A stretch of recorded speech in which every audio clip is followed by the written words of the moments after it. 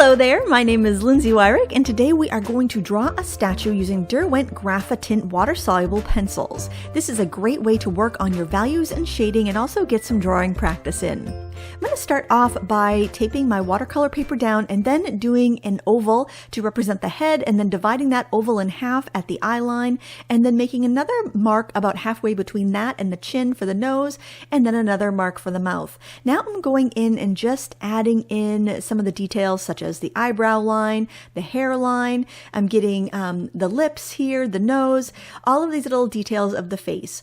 I recommend starting off really kind of broad first, kind of mapping out the features before you go in and put any details in. I'm using the palest tone of gray in the Derwent Graphitint set.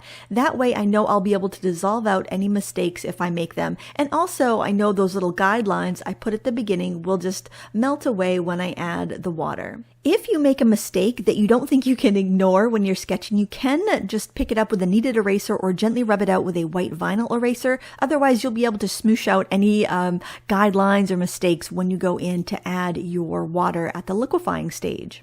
Try to put in those details such as like dimples on the chin, shadows in the hair, shadows on the neck. Get all of those features mapped in as best you can. Remember, when you start adding water, you can lose some of these lines. So if you're worried about that, you could always go in with a regular pencil to trace over the lines you know you don't want to dissolve. Although I like this method of just going in with a Graphitint pencil because I know that it's going to have a very smooth look when I'm done and I won't see any stray pencil marks. Once you're happy with your drawing, you can start to do some shading, and I want my piece to be in kind of shades of cool blues, so I'm using dark indigo here to put in some of my darker values. The colors I'll be using for this are the cool gray, which we sketched with, the dark indigo, which I'm using now, and midnight black for any areas where I need to push the color a little bit darker. When you are adding color to your piece, you want to use very little pressure and just kind of get that color where you want it darkest, and then you'll be able to blend it out with the water. The reason you don't want to put a lot of pressure down on this stage is because you could end up denting the paper and then leaving dark lines that are very difficult to blend out. So just go with a light touch. These pencils are soft and they put down a lot of pigment, so you don't need to be heavy-handed. You can either work from a plaster cast in real life or you can work from a photograph. If you're working from a real life sculpture, I recommend you take a photo of it when you begin your drawing and your shading process, because sometimes lighting can change and it can be very difficult to get back to that original lighting situation that you had. Also, working on an object that's all one color, either like all white, all gray, something where you can see a lot of bounced light and colors reflected onto it, will really hone your skills in shading. So try to find something really simple to draw for this project. Also, think about the background of your statue. If you are setting up a still life, say in a classroom for students to draw from, you might want to put either a white fabric drape behind the statue or maybe even a dark fabric drape so you have some contrast.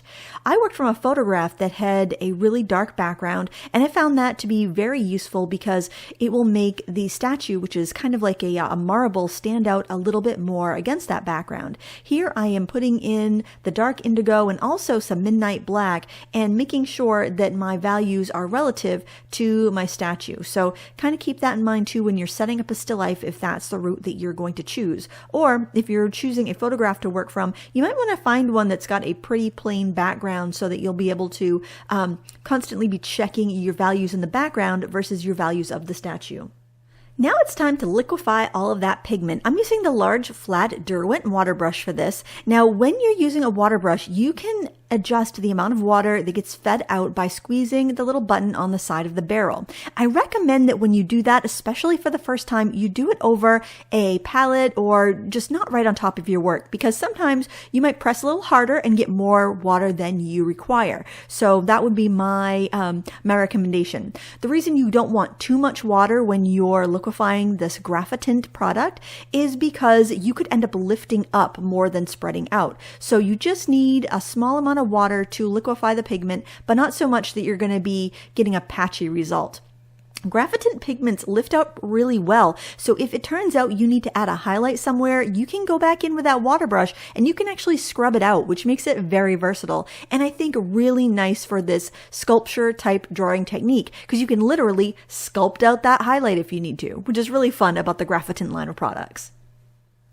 Don't worry if your background is not as dark as you want it yet. Once that background dries, you can go in with another layer of dry pigment and liquify it again, so you can keep building up.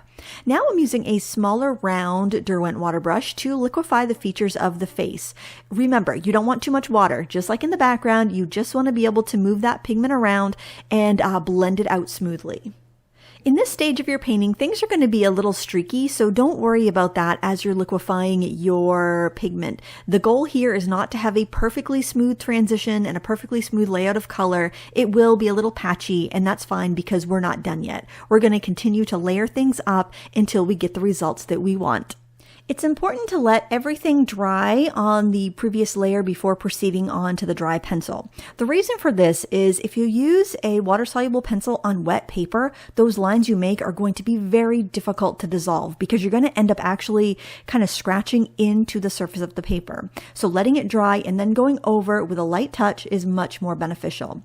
If you need to get more details in, like maybe under the nose and in the eyes, you can work with a sharp pencil, and you can even work on the point of the pencil if you want to. Just keep a light pressure so you don't end up scraping into the paper surface.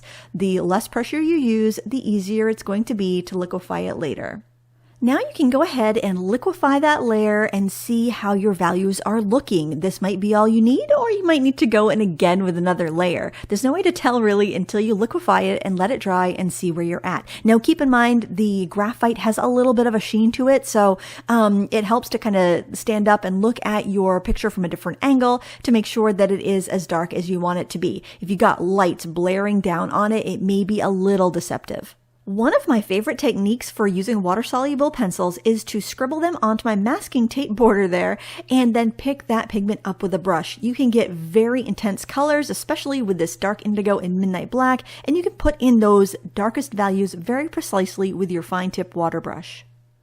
I decided I needed some subtle shadows, so I'm using the cool gray to go in and add those just soft shadows under the cheekbones and on the side of the forehead. You can do that just like you would a regular graphite pencil, and then you can smudge it with your fingers for that really subtle, soft sheen. I realized, according to my reference photo, that the background really needed to be a lot darker, so I'm going in with a heavy application of midnight black and dark indigo. Even though I'm putting in a heavy application, I'm really not pressing hard. I'm just coloring a little bit more densely all over the background. Please take as long as you need on this painting. This took me an hour, so I didn't want you to think I made it in 10 minutes. You can keep layering up as much as you want. You can dry blend with your finger or a blending stump, or you can go back in with the water brush like I did, and I kind of tapped it around to get that mottled effect. And then once it's completely dry, you can remove your masking tape to reveal the beautiful white border.